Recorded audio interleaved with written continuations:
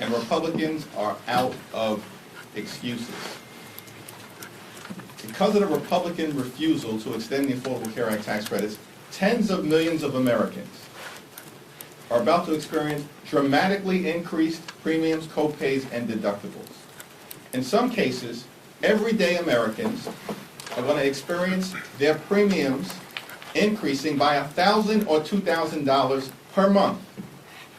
These are working class and middle class Americans. Those increases will be unaffordable. Everyday Americans will be unable to go see a doctor when they need one.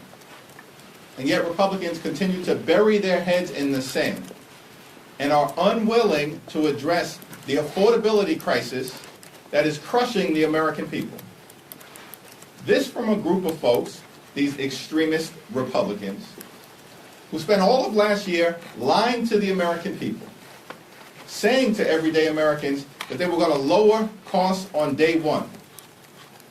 But we know under Donald Trump and complete Republican control of the House and the Senate, costs haven't gone down in America, costs have gone up. Housing costs, out of control. Grocery costs, out of control. Electricity bills, out of control.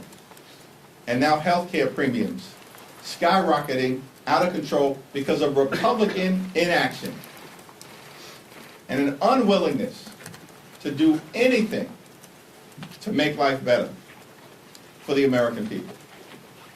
The Trump tariffs have been a complete disaster.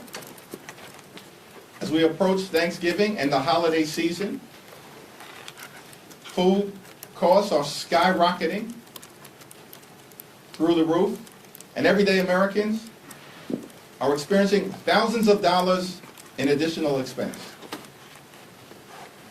The economic policies of Donald Trump and the Republican Party have been a complete and total failure. That's why they were routed across the country, thoroughly destroyed by the electorate in state after state after state, because they've done nothing to make life more affordable for everyday Americans, and they've done everything to make life more expensive. Questions? Thank you, Mr. Leader.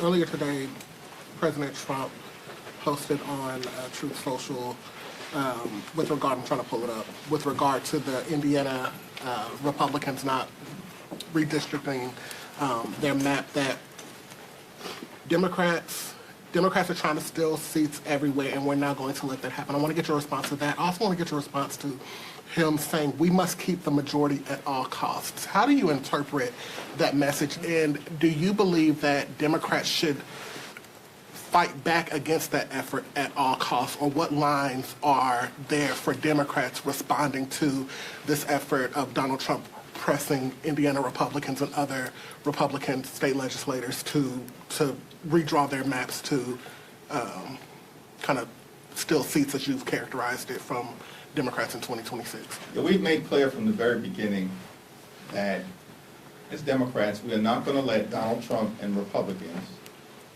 gerrymander congressional maps all across the country as part of their effort to rig the midterm elections.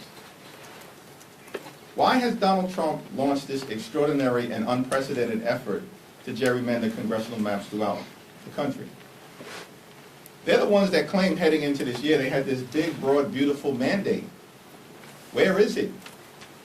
It was nowhere to be found on Election Day. Destroyed in Virginia, in New Jersey, in New York, in Pennsylvania, in Georgia, in Mississippi, in California with Prop 50, up and down the ballot and all across the country. The reason why Donald Trump is in full panic mode is because he knows the majority in the House of Representatives is gone. And he's doing everything he can to try to cheat his way to an artificial victory. By the way, this same group of people, this is the lesson that they learned. We came into this year and everyone was talking about how the Democratic Party was dead. Really? As far as I can tell, in the House, the only reason why Republicans have their narrow majority right now is because they stole 3 seats from the people of North Carolina in mid-decade redistricting last year. That's the lesson that they've learned. because their policies are unpopular, the outcomes are unpopular, they've delivered nothing for the American people. These folks have been a complete and total disaster. And Democrats are the ones leaning in to making life better for the American people, to driving down the high cost of living, to confronting the Republican health care crisis and cleaning up corruption so we actually can deliver a government that makes life better for the American people. So Donald Trump is in full and complete panic mode right now. And so he's lashing out at the people of Indiana, apparently, and beyond. Because these extremists didn't think that Democrats were going to forcefully respond. But I said it from this podium months ago when people were trying to suggest that Democrats did not have the capacity to deal with this issue. Guess what? We did. And now we've seen action in California. We're going to see action in other states like Virginia and Maryland and Illinois. We've seen action in Utah. We see a lawsuit in New York. We're going to continue to forcefully and creatively respond. It's not even clear that Republicans are going to net a single seat when this is all said and done. As a matter of fact, it might even be the opposite. And it will serve them well. They started this, we're finishing it. Leader. Mr. Leader, two questions. One on health care. The president said over the weekend that he's had some conversations with Democrats about some type of direct payment plan, giving money back to people. Have you had any conversations with the president, or are you aware if he's had any conversations with members? And then secondly, on Epstein, the president also just said a short time ago that he might be willing to sign this measure if it clears both chambers. If that is the case, are you comfortable with whatever information is in the Epstein files if it involves or potentially implicates Democrats? Donald Trump appears to have chickened out on the Epstein scandal. He's caved. It's a complete and total surrender. Because as Democrats, we made clear from the very beginning, the survivors and the American people deserve full and complete transparency as it relates to the lives that were ruined by Jeffrey Epstein, who was a monster, and all of those folks who were dealing with him. The wealthy and the well-off. And people who are going to be exposed in full transparency. That's been our commitment from the very beginning. And it's closer to happening this week. The House will act decisively. The Senate needs to act. And Donald Trump just needs to step out of the way and let the chips fall where they may. Now, in terms of the first part of your question, I have no idea what Donald Trump is talking about. I certainly haven't had a conversation with him. I have no visibility into Leader Schumer having a conversation with him. I don't know a single member of the House Democratic Caucus who's had a conversation with Donald Trump. These people continue to bury their heads in the sand and then lie to the American people. This is not that complicated. Time has run out as it relates to extending the Affordable Care Act tax credits. The most viable path forward is for those Republicans, all we need is a handful, to join our discharge petition, just like a handful joined the discharge petition related to Jeffrey Epstein and those files. All we need is a few Republicans to join the House Democratic Caucus discharge petition, and we can extend the Affordable Care Act tax credits for 3 years to provide the American people with the certainty that they need that their health care costs are not going to explode. Leader Jeffries. Hold on. Third row. Thank you. Congresswoman Marie Gluesenkamp-Perez has moved to formally disapprove of Congressman Jesus Troy Garcia for his kind of maneuvering with his reelection bid. I'm curious what's your stance on that and whether you're telling Democrats to vote against formally reprimanding him. I strongly support the motion to table that will be brought this evening, and I expect that it will succeed. Leader Jeffries. Thanks. Third row. Do you think that the manner in which Congressman Garcia retired abruptly for only his chief of staff to take his place, do you think that was wrong? Here's what I think. The American people are focused on the high cost of living in the United States of America. That's what they're focused on. The affordability crisis, that's what the results were all about during the first Tuesday of this month, when Republicans were shellacked throughout the country. Because they had failed on the economy, and Democrats actually have a vision all over the country to drive down the high cost of living and deal with the affordability crisis that exists in the United States of America. As House Democrats, that's what we're going to continue to focus on. I do not support this so-called resolution of disapproval, and I strongly support Congressman Chuy Garcia. He's been a progressive champion in disenfranchised communities for decades, including during his time in Congress, and he's made life better for the American people. Thank you. Thanks, Leader. You put forward a 3-year extension proposal for ACA subsidies. Some Republicans have put forward alternative proposals that don't go as far in terms of the time, the length. I'm wondering, would you be willing to potentially accept or work through a negotiation on a shorter amount of time frame, if you end up getting Republicans' support for something like that? Time has run out in terms of the games that Republicans have played as it relates to extending the Affordable Care Act tax credits. Now in July, Republicans rushed back to Washington. Why? So they could enact the largest cut to Medicaid in American history. In the same bill, they ripped $186 billion in funding from SNAP, the largest cut to nutritional assistance in American history. And in doing so, literally stole food from the mouths of hungry children, seniors, and veterans, and all of that was done, setting in motion closures of hospitals, nursing homes, and community-based health centers. All of that was done in that one big ugly bill. Why? So that Republicans could reward their billionaire donors with massive tax breaks. And then they made those tax breaks permanent.